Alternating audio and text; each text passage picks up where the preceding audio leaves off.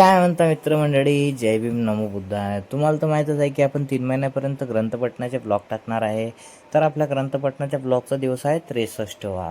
तर मित्रमंडळी, काही न वेळ गमावता वळूया आपण आपल्या टॉपिककडे. तर आजचा आपला टॉपिक हा आहे, काया वाचा आणि मन यांचा निरोध केल्याने आमच्या पूर्वजन्मीच्या पापाचा निराश होईल.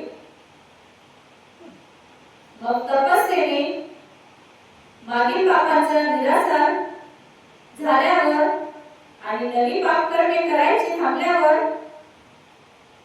आमचा भविष्यकाळ शुद्ध होतो. भगवंत पुढे म्हणतात, भविष्यकाळ शुद्ध केल्याने गतकाळ परिणामही होतो. गतकाळ परिणामही झाल्याने दुःखाचा निराश होऊ लागतो आणि त्यामुळे दुःखकार वेदना नाहीशा होतात. दुःखकार वेदना